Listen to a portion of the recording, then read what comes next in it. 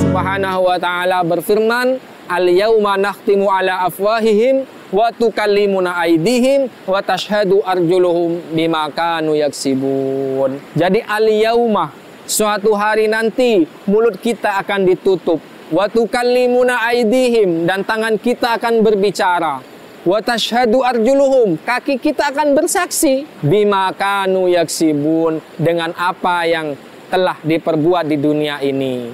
Jadi semua apa yang kita lakukan di dunia ini nanti akan mendapatkan pertanggungjawaban di hadapan Allah Subhanahu wa ta'ala. Kita mungkin sekarang bisa mengelak.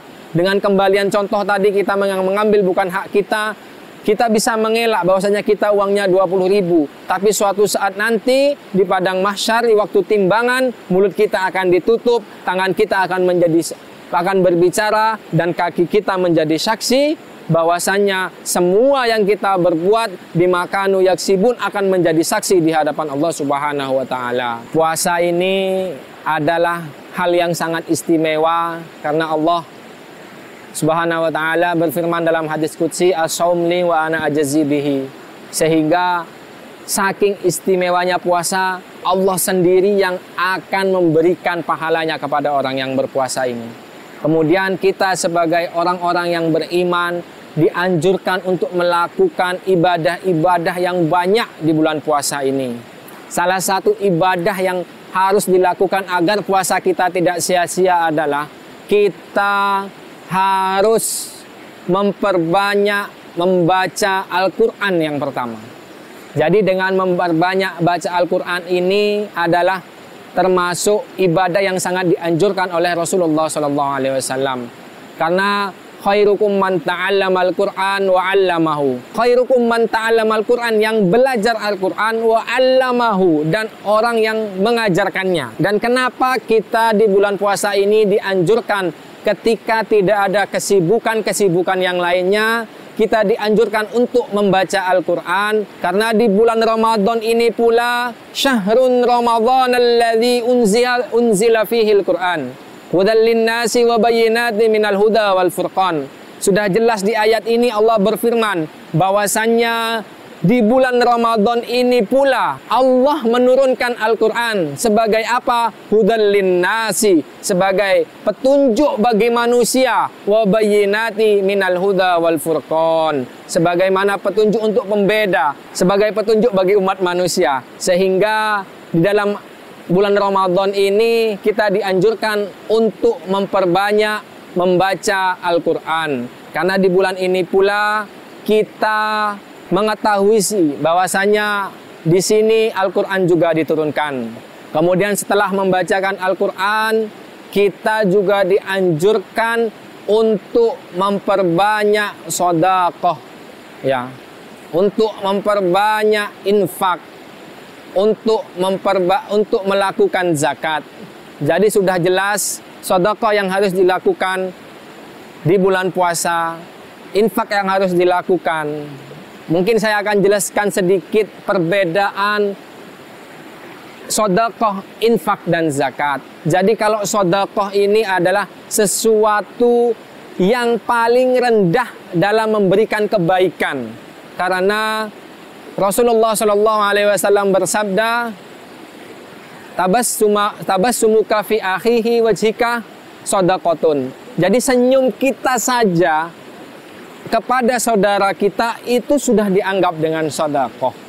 Jadi tingkatan yang paling rendah memberi adalah sedekah. Kemudian tingkatan yang lebih di atasnya lagi adalah infak. Jadi kalau infak di bulan Ramadan ini sangat dianjurkan karena pahalanya tentu kita sudah tahu akan dilipat gandakan oleh Allah Subhanahu wa ta'ala.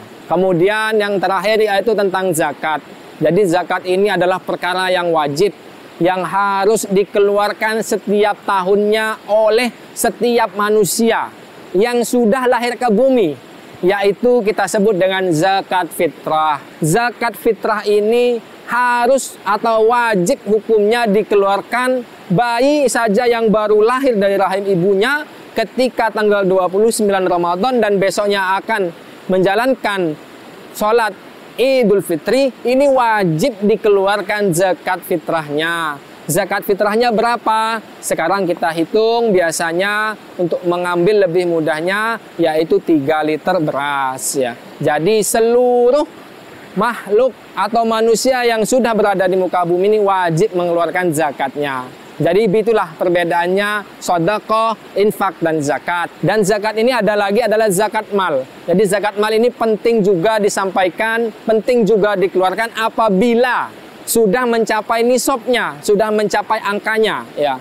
Jadi orang yang sekarang ini kurang lebih 85 gram emas, 3 hal ini harus kita laksanakan, yaitu sedekah, infak, dan zakat.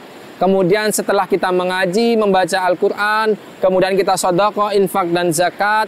Kemudian yang terakhir adalah kita harus berbuat kesolehan yang banyak di bulan puasa ini. Karena ada sebuah santri dulu di Yogyakarta, mungkin ini cerita ini sudah masyhur di kalangan kita. Ada sebuah santri yang disuruh oleh gurunya untuk membaca surat Al-Ma'un, sehingga santri itu membaca di depan gurunya sampai ratusan kali. Ara'aital ladzi yukadzibu biddin fadzalikal ladzi yad'ul yatim wa la yahuddu 'ala ta'amil miskin fawailul lil musallin alladzina hum an salatihim sahun alladzina hum yura'una wa yamna'unal ma'un.